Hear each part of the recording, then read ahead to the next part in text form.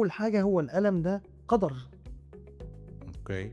التعافي منه قرار. فوجود الالم هنا بيبقى جهاز انذار وفي نفس الوقت محفز. الالم الفظيع والغضب ده بيدخلنا في حاجه اسمها الفوضى العاطفيه، فدي بتخلي فيه مقدمات ان هو في خيانه يا اما واقعه يا اما هتقع.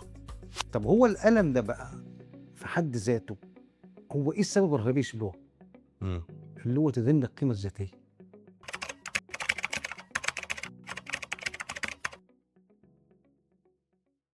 مساء الفل يا دكتور اشرف، مساء الخير يا كريم. اخبار حياتك ايه النهارده؟ الحمد لله كويس. نكمل في الحلقات عن الخيانه. ان شاء الله. سؤال مفاجئ. مفاجئ. اه لحظه اكتشاف الخيانه دي عامله ازاي؟ هو بتفرق من واحد لواحد، وبتفرق ان كانت اللحظه دي انا اكتشفت خيانه فجاه وبلا اي مقدمات ولا بلا اي امارات ولا اي حاجه خالص، وفجاه حصل حاجه كده قالت لي ان الطرف الاخر بتاعك بيخونك بس قدام عيني. قدام عيني. قدام عيني. ما دي لحظه ده اكتشاف الخيانه الفجاه. صدمه غادره. الصدمه الغادره.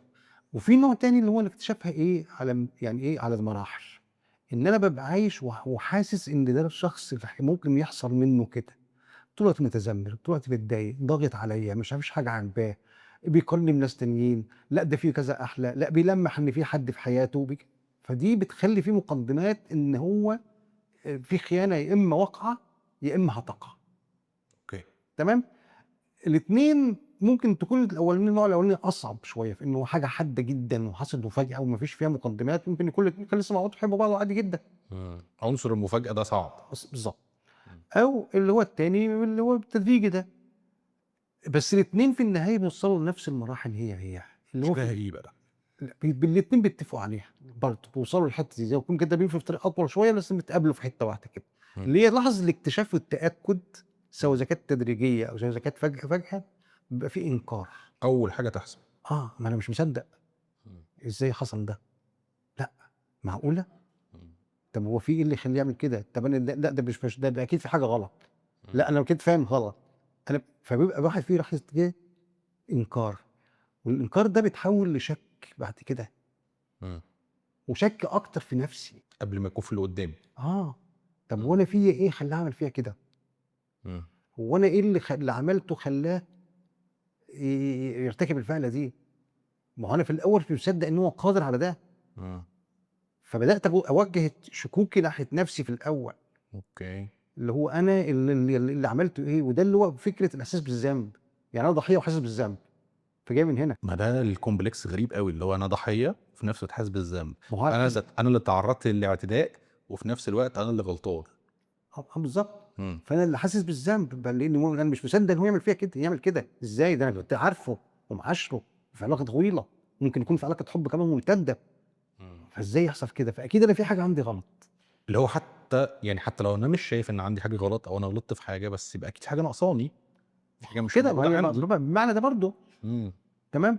فبقى في اللي هو الشك ده، وفي نفس الوقت في كمان بقى اللي هو ايه على طول فكره الخيانه والصور وكده عماله تلف في دماغي جامد جدا ما بتسيبوش. امم وبعدين انا بروح حاسس بقى بايه، بان انا اتخنت وان انا ماليش قيمه وان انا حتى اقرب الناس اللي تخلى عني وسابني وانا ما عجبتوش وكده. فده بيروح خابطني في حاجه اساسيه جدا، ان هي قيمتي الذاتيه قدام نفسي. امم فبيروح مدغدغها. مش ده موجوده بقى، بيروح تتدمر. بيروح عامل نوع من الالم صعب قوي. امم الالم ده بيبقى صعب احتمال. جدا. تمام. الالم ده ما ينفعش يتساب كده، لازم البني ادم يعمل حاجات امم يتصرف فيها في الالم ده. اه. فاول حاجه الالم ده على قد ما هو قوي قوي كده هيبقى مم. فيه نوبات غضب عارمه. مم. ما هو الغضب بيبقى في الاول هو الحاجه الوحيده او الوسيله الوحيده لتسكين الالم ده. تسكين القلق. يعني حتى مش غضب عشان اللي هو فكره ان انا باخد حقي او بنتقم او كده. حضرتك بتقول ان الغضب ده اصلا بتبقى الوظيفه الاساسيه بتاعته اللي انا مش واخد بالي منها، ان هو بتقلل الالم او تسكن بتفرز الالم. حاجات في المخ اه. بتهدي الالم. اوكي. وقت الغضب يتم افراز اللي احنا كنا بنتكلم عليها الحلقه اللي فاتت، الجانب الكيميائي في المخ بيفرز حاجات. تهدي الالم، بس ده بيبقى تهدئه مؤقته ويرجع تاني، إمم، واحتاج تاني دواء من الغضب. إمم، أوكي. اللي هي الراحة اللحظية، الراحة اه، المؤقتة. شبه وظيفه المخدرات، إمم، اللي هو شويه وبتختفي اثرها فمحتاج اخد جرعه تانية، فشويه تختفي اثرها فتاخد جرعه تانية، إمم، فافضل الف في الحلقه دي بقى إمم، لحد ما يحصل بقى نوع من اللي هو لأ مش نافع ده، فالجأ لحيل دفاعيه اخرى تاني علشان تهدي بقى اللي هو اللامبالاه والخضر العاطفي وان انا باخد جنب وان انا انعزل والحاجات دي كلها. إمم، فده اول حاجه اللي بتبقى عامله اللي هو دوران الدوره دي. الاثنين مرتبطوا ببعض بقى، بيحصل بقى الادمان نفسه على الغضب، إمم، وفي نفس الوقت بتتكون مسارات للفعل ده في البرين برضه تاني، إمم، فبتعمل زي ما يكون كده دوره فعل تروح عامله كده. إمم. فده بيبقى في اول حاجه في لحظه اللي هي الخيانه بيحصل كده. إنكار، ثم ندخل على شك الألم شك والcomplex الاول شَك. شك ذاتي، وبعد تمام. كده اللي هو يحصل اللي هو تدمير في الصور القيمة اللي هي في الذاتية. الدماغ وتدمير القيمه الذاتيه. وبعد كده في الاخر خالص اللي هو الغضب اللي بيحاول يخفف بيه اللي هو جرعه الالم ده اللي الألم موجوده، الشديد الغير محتمل، فبيطلع في شكل غضب علشان يهدّي مؤقتًا. هد مؤقتا. طبعا هو لو ما نفعش الالم بيبقى فيه جبان حيل دفاعيه جنبه تانية اللي هي احنا قلنا عليها الخضر العاطفي، وقلنا اللي هو السلوكيات الادمانيه والحاجات دي إمم. عشان نهدي الحاجات دي كلها. الألم الغير محتمل. اه، إمم. اللي هو اللي احنا بيبقى موجودين فيه في اللحظه دي. طب هو الالم ده بقى في حد ذاته هو ايه السبب الرئيسي له؟ إمم. اللي هو تدني القيمه الذاتيه. إمم. تدني القيمه الذاتيه بمعنى ايه؟ معنى ان انا بحس ان انا شخص ما ينفعش اتحب ولا ينفع احب أوكي، ولا ينفع حد يعيش معايا. أوكي. وده اظلم ما في الخيانه، ان انا اتخنت وحاسس بنفسي كده. اتخنت، وجنب إن أنا اتخنت واتأذيت وأنا الضحية، ده أنا كمان بيُنتزع منّي حقوقي الطبيعية جدًا. اللي هو احساسي بنفسي بقى إمم. صعب. إمم.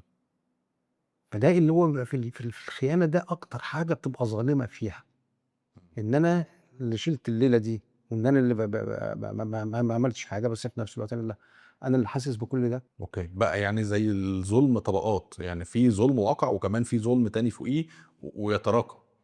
بالضبط. إمم. الألم الفظيع والغضب ده بيدخّلنا في حاجة اسمها الفوضى العاطفية أو الانفعالية العاطفية، إن هو أي مؤثِّر بعد كده صغير إمم. يفكّرني بما حدث، إمم. فبيدخّلني في كمية مشاعر حادة جدًا وقوية جدًا، وممكن تكون مش متناسبة مع الواقع خالص، وبنتصرّف على أساسها. إمم. أي مؤثِّر صغير كده. في مثال كده حتى أنا كنت بقى يعني كنت قريته كده إن في واحدة كده كان جوزها دايمًا متعوّد إن هو في أي طوابير ما يقفش الطابور.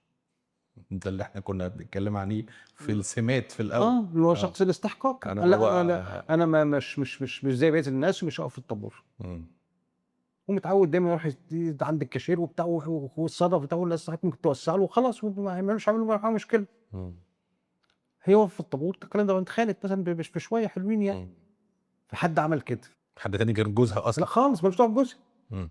اندفعت من الطابور وراحت مسكت في خناقه، إمم. الأمر كاد يتطور إن هم يروحوا الاتنين مع بعض القسم إنهم ممكن يعوروا بعض. أوكي. فالناس مش يعني الناس كلها اللي واقفين مش عايزين الراجل ده يعمل كده، إمم. بس رد الفعل ده المبالغ فيه أوي كده نوصل إن إحنا ممكن نرتكب خطأ ويؤاخذ عليه قانونيًا، إمم. ده رد فعل أعلى مما ينبغي، ده جه نتيجة إيه بقى؟ الارتباط ده، إنه بال ده ما كانش بيقف في الطابور وخانّي، فده برضه كمان اللي أنا ما أعرفوش ما وقفش في الطابور، يبقى هو بيخون. بالضبط، وغير بيخون كمان فكّرني بقى شغّل اللي هي الدايرة جوايا. إمم. إمم. فراح مشغّل اللي هو الارتباط اللي هو الارتباط اللي موجود في دماغي، السلوك ده اللي موجود في دماغي، إن إمم. اللي بيعمل كده بيخون وأنا اتخنت من ده وبتاع، فراح مطلّع رَد الفعل القوي جدًا ده اللي هو مش منضبط. ده زي أنا زي بكرة الأفلام في الكاميرات الزمان بتاعة السينما، ركّبت الكاميرا والمشاهد بقى جابت ورا بعضها. بالضبط. وراحت مطلّعة منها رَد الفعل القوي جدًا ده اللي هو أصلًا الغريزي المش منضبط اللي هو بيعمل كده فوضوي. فوضوي. فده مبني على اللي هي فكرة المشاعر الحادة القوية جدًا اللي ما فيش سيطرة عليها، اللي مؤلمة جدًا لينا، فبتروح مطلّعة ردود أفعال عالية مش بتاعتنا إحنا أصلًا، ولا تنتمي لشخصيتنا أصلًا ولا ذواتنا الحقيقية. اللي هو بيني وبين نفسي اللي هو إيه ده أنا عمري ما كنت كده، أنا عمري ما كنت أغضب للدرجة دي، أو عمري ما كنت أتجاوز للدرجة دي. ويروح ده كمان عامل بقى حاجة تانية بقى، مكسّر في القيمة الذاتية أكتر، بزيادة آه. عمّال كل شوية عارف إنه وقع في شبكة إمم، ومش عارف يطلع منها، إمم. فيروح عامل كده، فتزيد تاني زي الحفرة، أنا كل ما آه، أفضّي منها كل ما تكبر، كل ما أفضّي منها كل ما تكبر. وأنا مش عارف أطلع، إمم، مش عارف أطلع منها، فتروح المشاعر دي تفضل تزيد فتدمّر فتخلّينا مش قادرين لا نفكّر صح، ولا ناخد قرارات صح، ولا نشوف الواقع صح، ولا نحس صح حتى، إمم، ولا نعمل علاقات صح مع الناس، إمم. فكل ده عمّال يأذي، كل ده عمّال يأذي، فمش عارفين نتصرّف في ده. أنا عندي سؤال خبيث كده شوية، وهو لسه جاي في دماغي دلوقتي حالًا، مش حتى وقت الإعداد ووقت ما إحنا بنجهّز مع بعض. هو ليه باروح عند الحتّة دي فعلًا اللي هو أنا السبب، المشكلة عندي أنا، مع إن الأمر واضح وجلي إنه أنا الضحية وأنا اللي اتظلمت وأنا اللي تم الاعتداء عليّا. ليه بعد كل ده أنا بقى كبني آدم حصل لي كل ده، برضه أرجع عند الحتّة بتاعة أنا السبب، اللي تقوم ضاربة في القيمة الذاتية، يعني ليه؟ اللفة دي بتحصل إزاي؟ ما هو لإن إحنا ساعات بنبقى يعني إيه، نوع اللي هو التربية اللي إحنا اتربيناها أو العلاقات اللي عِشناها في حياتنا، إن إحنا طول الوقت كنا نُلام، إمم. أنت الملام الأول. ممكن، أوكي، ممكن يبقى ده تفسير، أوكي، وممكن كمان إن أنا ما أقدرش زي ما يكون كده علاقة بين اتنين وباظت، فأنا ما أقدرش أعفي نفسي من المسؤولية، أوكي. وفي نفس الوقت وجود اللي أنت بتقول عليه ده اللي هو الإحساس بالذنب ده، بيبقى جنبه إحساس بالخذلان من الطرف الآخر، طبعًا. وإحساس بالنقمة عليه، إمم، أوكي. وإحساس بالغضب منه. إمم. ما هو المشاعر ما بتبقاش حاجة واحدة، بيبقى آه. خليط ومرتبك ومتناقض وقوي جدًا ومندفع جدًا وما نقدرش نسيطر عليه. إمم، فلو فتحنا في فكرة إيه المشاعر السلبية بقى اللي موجودة بقى جوايا اللي بتبقى الفورانة بتاعتها اللي بتطلع، في حزن إمم، وفي خوف وفي قلق وفي خزي وفي خذلان وفي هجر، إحساس بالهجر وفي إحساس بإن أنا عديم القيمة. فكل دي مشاعر كوكتيل بيطلع مع بعضه كده أنت ما أنتاش عارف ساعتها أنهي واحد من دول اللي هيسود. أوكي. أنا جه في دماغي إجابة، بس أنا هاسيبها للحلقة الجاية، ويعني إحنا وإحنا بنشتغل كده الحلقة الجاية أعتقد هنيجي عندها، إمم. فساعتها هابقى أسأل حضرتك على الإجابة دي وتقول لي برضه صح والّا غلط، بنشوّق الجمهور شوية معانا. آه. الفكرة هنا إن ده بيحصل بالشكل ده، يعني بيبقى الوضع كده.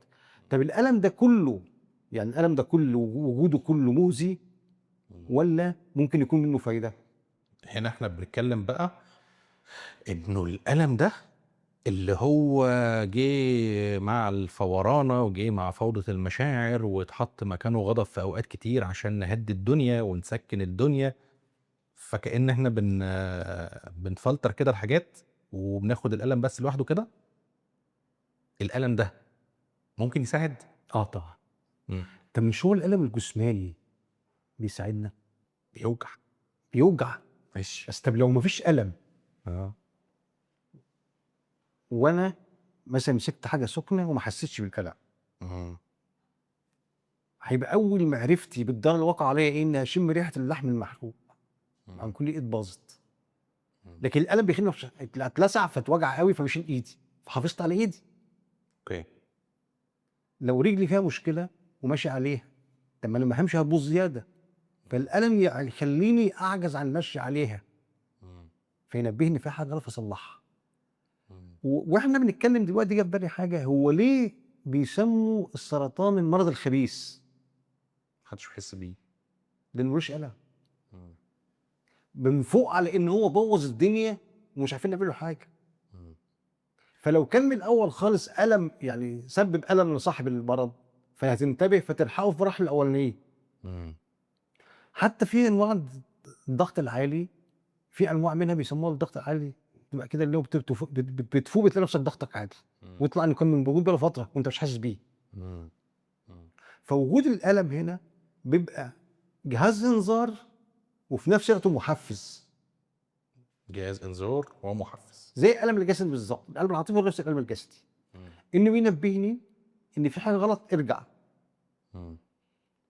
وبينبهني إن في حاجة غلط فأنت محتاج تعدل سلوكياتك ومحتاج تعدل استراتيجية الحياة ومحتاج تعدل حاجات تانية علشان تتدافع، يعني إيه ما تخليش ده يحصل لك تاني. أوكي. يعني هو الذكريات المؤلمة والألم ماهوش عقاب، إمم. قد ما هو حاجة بتخلّينا نفهم إن إحنا كان في حياتنا حاجات غلط، المفروض الحاجات دي تتراجع إمم.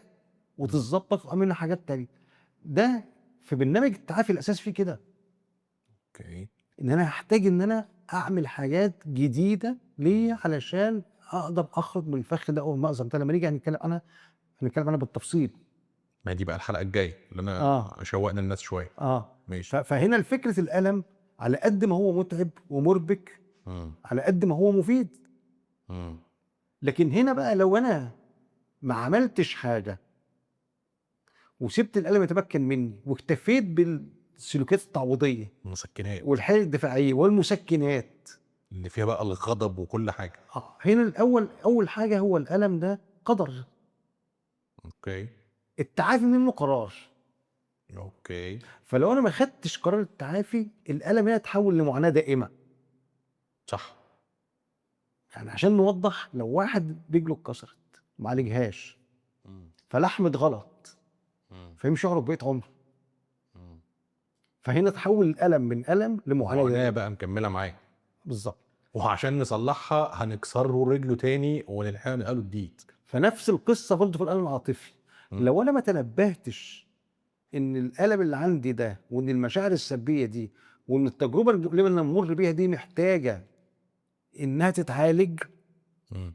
لأ هتبقى بعد كده الألم ده نصف تذكاري وأنا قاعد بقى حواليه وما باعملش حاجة خالص، أنا عمّال أفتكر بقى الأذى والمؤامرة اللي حصلت عليَّ الناس اللي هم ما فهمونيش صح وبهدلوني وبوظوا لي حياتي، وأحس ساعتها بالنقمة والنقمة دي بقى مزمنة وأفضل طول الوقت أدوّر على طرق الانتقام، طرق الانتقام كلها ما بتبقاش يعني ما بتريّحش. ما بتريحش. تأذي. يعني حتى لو أنا أذيته ما أنا خلاص ما أنا اتأذيت وحياتي باظت، إمم. فأنا كده دخلت في منطقة المعاناة. أنا بس عاجبني أوي الحتّة اللي حضرتك قُلتها دي كده من شوية، إنه ده قدر، فكأني عايز أوضّحها وأقول إنه هي دي نواميس الكون يا جماعة، كده، كده في ألم، لازم هيحصل ألم، هتنتبه ليه، وزي ما حضرتك قُلت كده إنه ده جهاز إنذار ومصدر تحفيز للعلاج أو للتعافي، أوكي، فهو الألم كده، كده هيحصل، ما حدش هيهرب منه، بس تقدر تطلع منه.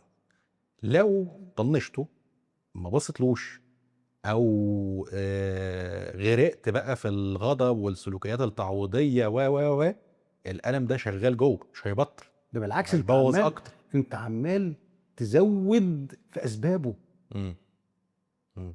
أنت عامل زيادة أسبابه، يعني المشاعر دي أنت مش بتوقّفها، ده هو لمّا المشاعر دي بتشتغل في إنك في سكة التعافي بتهدى، أوكي. ما حدش مسيطر على الموقف، لأ ده أنت دلوقتي مع هوية الضحية هي اللي مسيطرة على الموقف، هي اللي بتقود كل حاجة، يعني مشاعر يعني عالية جدًا إمم. وحادة جدًا، عملت أفكار سلبية، عملت سلوكيات سلبية، عملت نتايج سلبية وحياة بايظة، إمم. وشغّالة بقى الدايرة دي، خلاص. وبالعكس عمّالة تحفر مسارات. هنا. آه، فطول الوقت المسارات دي جاهزة للشغل، جاهزة إمم. للشغل، إمم. فبقت سلوكياتي كلها مبنية على المشاعر دي، إمم. فعشان كده الدنيا بتقع مني. تنهار أكتر. وكل شوية الحكاية بتزيد، إمم. لأنها بتتأكد زيادة، غير ما أكون بقى أروح عامل إيه، متدوّر ورايح ناحية سكة التعافي. أوكي. أول حاجة بقى في سكة التعافي دي اللي هو لازم أنا إيه، آخد قرار، إمم. إيه القرار ده؟ قرار واعي، إن أنا في وضع لا ما ينفعش يستمر. أوكي. فأنا رأيي إن في معظم الحالات إمم. بيحتاجوا طلب مساعدة. إمم. يعني صعب ونادرًا إن حد يقدر يتجاوز الصعوبات دي كلها بمفرده ولوحده مرّة واحدة. ومن غير مساعدة، لكن في النهاية أعتقد إن كله هيحتاج مساعدة، أوكي. مش بلاش كله عشان ما نبقاش يعني بنخش في المحظور، إمم. المعظم أو الأغلبية. يعني خلّينا نقول ما هو يعني برضه دي من نواميس الكون، ما هو يعني البني آدم عندما يتعرّض إلى الألم لابد من وجود شبكات تدعمه، محتاج آخرين، محتاج ناس تساعده بشكل أو بآخر أيًا كان شكل هذه المساعدة، مجرد دعم أو مجرد فضفضة، سماع، أو إنه الموضوع يبقى أكتر من كده في إنه باروح لحد متخصص أو كده، هو ده طبيعة البشر، ما حدش هيعيش لوحده. وهو ساعات إحنا بننبه الناس لكده ليه؟ عشان برضه ساعات بيبقى الواحد يقول لك إيه، بيبقى وضع صعب كده والناس تقول له لأ ما تفوق وتبقى قادر يفوق كان فاق. أفوق إزاي؟ ما أنا راعيها. ما هو لو كان قادر يفوق كان فاق، أيوه، هو يعني صح، فرحان بنفسه كده؟ أيوه. طيب قبل ما نخلّص الحلقة دي، عايز أراجع تاني أركّز على نقطة مهمة جدًا، إحنا بننهي الحلقة وإحنا بنقول إنه الألم ده مصدر تعافي، بس عايز أذكّر تاني هو الألم ده أصلًا مصدره إيه؟ ومعلش إن أنا بادوس على الحتّة دي تمام، وباركّز عليها جدًا، بس كإنّي برضه باشوف إن هي جرس إنذار للضحية وللجاني، بُص وشوف الألم ده جاي منين، عشان تراجع نَفْسك، شوف حسبتك. ما هو ساعات اللي هو بيتخان يحس بإيه بقى؟ بالظلم. إمم. يعني أنا أتخان ويحصل فيّا كل ده، وأنا بعد كده المطلوب منّي أشيل مسؤولية تعافيني وأشيل مسؤولية إن أنا أتعالج وأشيل مسؤولية إن أنا أعمل الكلام ده كلّه. إمم. طب وأنا ده إيه الظلم ده؟ إمم. فإحنا هنقول له ببساطة خالص إن التعافي ما لوش دعوة بالحق والإنصاف، إمم. التعافي بتاع الناس اللي هم لديهم القدرة على إنهم يكونوا مسؤولين وأقويا ويصحصحوا ده جواهم ويعملوا ده بجد عشان ينقذوا حياتهم. إمم. لكن فكرة بقى إن أنت هتجيب بقى اللي خانك هو اللي يدفع التمن، مش هيعرف يدفع التمن. ولو كان مستعد يدفع التمن ما كان أوفر له إنه ما يأذيكش. حتى لو كده يعني، حتى لو جه قال لك أنا متأسف، إمم. مش ما هو خلاص، ما اللي جواك جواك، إمم. فأنت اللي هتشيل مسؤولية تعافيك إمم. بمساعدة من حد يساعدك إنك أنت متخصص أو حاجة إنك تعدي المرحلة دي. حلو، بس قبل ما أختم هاقول إنه خلِّ بالك مصدر الألم بقى هو تدني القيمة الذاتية، هي دي لُب الموضوع اللي بينفجر عنه كل حاجة. الألم هيبقى مصدر للتعافي، ولكن مصدر الألم هو مش هاسميها بقى تدني القيمة الذاتية، أنا باشوف إن هي انسحاق القيمة الذاتية. ما هو عشان كده أمّا حد يقول لواحد، ما إحنا لمّا هنيجي نهِم بقى هنهِم عن طريق إيه؟ عن اللي هو القيم الأساسية بتاعتنا. إمم. طب إذا كانت القيم الأساسية بتاعتنا دي اتضربت وأنت بتقول له هِم عليها، طب أهِم بإيه بقى دلوقتي؟ أطلع بإيه؟ إمم. ما أنا السلم هيطلع عليه اتكسر إمم. وأنا مش عارف أصلّحه، يبقى أنا محتاج حد يصلّحه معايا. صح. ما هي دي المنطقة اللي أنا هاهِم بيها، فلازم يُعاد إحياء هذه القيم بعد كده، أوكي. والقيمة ماشي. والمرونة. طيب هنكمّل بقى كل ده في الحلقة الجاية اللي إحنا أعتقد هتبقى دي الحلقة اللي هنختم بيها السلسلة الكبيرة دي. إن شاء الله. شكرًا دكتور أشرف. العفو.